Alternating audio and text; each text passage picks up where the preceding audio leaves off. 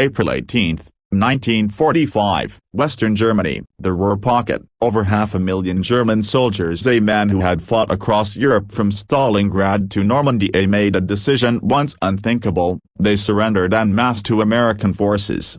This wasn't a defeat caused by lack of courage or ammunition. It was something far more devastating: the collapse of an entire military doctrine in the face of a new kind of warfare. By early April, Field Marshal Walter Model, commander of Army Group B, found his forces trapped in a vast encirclement east of the Rhine. In just 12 days, American armored divisions had accomplished what German strategy considered impossible: a total encirclement of more than 400,000 men. But this wasn't another Stalingrad. There would be no desperate last stand, no suicidal breakout. Instead, the German army simply stopped fighting. What the Americans unleashed wasn't just overwhelming firepower, it was a system, a seamless combination of air power, artillery, armor, logistics, and psychological warfare. Every element supported the other, creating a loop of constant pressure. Each German move was countered within hours, each stronghold isolated before it could resist. The Americans called it vertical envelopment, but in reality,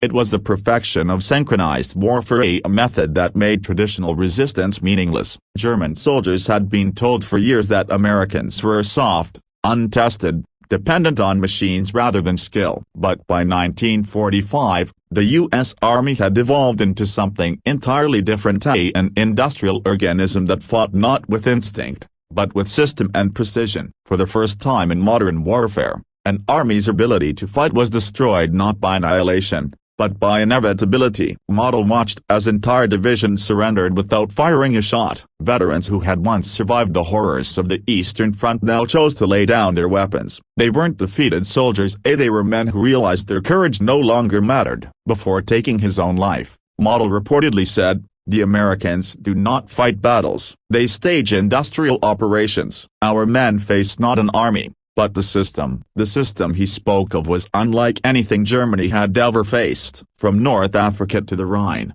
the Americans had refined their methods. Every bomber strike, every artillery barrage, every tank movement was part of a vast, coordinated machine designed to overwhelm both physically and psychologically. By April 21, the Ruhr Pocket ceased to exist. More than 325,000 prisoners were processed at the largest mass surrender in Western Europe. Historians would later call it the moment when the industrial age reached its military peak, when war itself became automated, calculated, and unstoppable.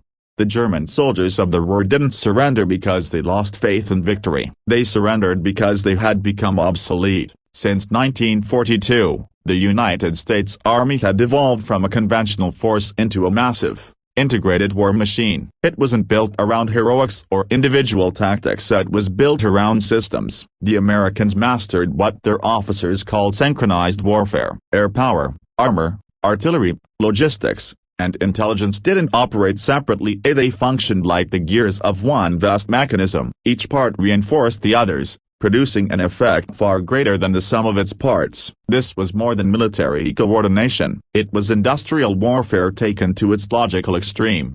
205, a machine without weakness. Every German movement within the Ruhr was watched from above. Reconnaissance aircraft like the P-38 Lightning flew precision grid patterns every few hours, photographing every road, every convoy, every supply depot. Within hours, these photos were analyzed and mapped at Allied headquarters. By afternoon, American artillery began firing not at where the Germans were, but at where they would be. For the German commanders, it felt supernatural, as if the enemy could read their thoughts. They changed routes, altered timetables, moved under cover of darkness. But each adaptation only revealed new patterns, and the Americans adapted faster. The Germans called it Materialsschlacht, the Battle of Materials. But even that word failed to capture the true horror. This wasn't a duel of soldiers anymore, it was a process of elimination conducted by an industrial mind.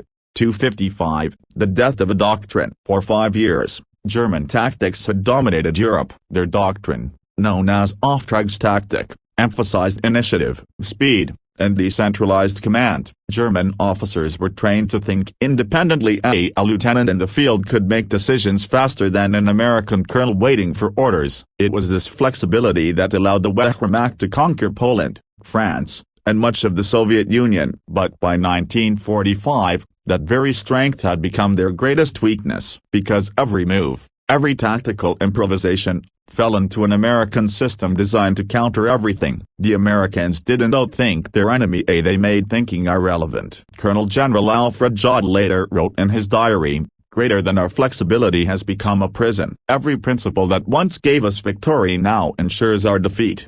345, the psychological collapse. In the Ruhr, German troops fought from fortified towns, factories, and mine shafts, a perfect terrain for defense. But the Americans weren't attacking those strongholds head-on. They bypassed them, isolated them, and cut them off from supplies. Each position that tried to hold out quickly realized it was fighting alone. Radio messages stopped coming, ammunition ran out, and above all hope disappeared. Field Marshal Walter Model, once known as Hitler's fireman, saw the inevitable. On April 18, he dissolved Army Group B and released his men from their oath of loyalty. 3 weeks later, he walked into the woods near Duisburg and took his own life. His aide later recalled his final words, "Greater than a field marshal does not surrender, but I cannot ask my men to die for nothing." By that day, more than 317,000 German soldiers had already surrendered. Within days, the number would pass 500,000.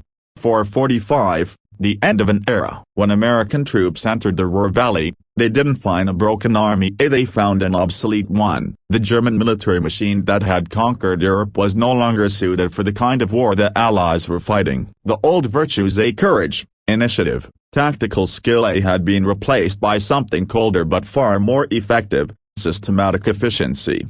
Every German advantage, from their well-trained officers to their defensive tactics, was rendered meaningless by American coordination, logistics, and sheer scale. The battlefields of 1945 no longer rewarded bravery, they rewarded systems. The Ruhr Pocket was not just the last great battle on the Western Front, it was the death of traditional warfare itself. 525, the legacy. After the war, military historians would look back at the Ruhr Pocket as a turning point, at the moment when warfare became fully industrialized, when battles stopped being contests of strength or skill, and instead became functions of production, planning, and precision. In less than 3 weeks, the might of the Wehrmacht, once the most feared army in the world, had surrendered without a decisive fight. 500,000 men defeated not by soldiers, but by a system. The Ruhr Pocket wasn't just a military event, it was a revelation at the moment when courage became irrelevant, and resistance became pointless. Greater than the German army didn't lose the Battle of the Ruhr, it was out-designed, out-planned, and out-systemized. The industrial age had won its final victory, and the warrior had become obsolete.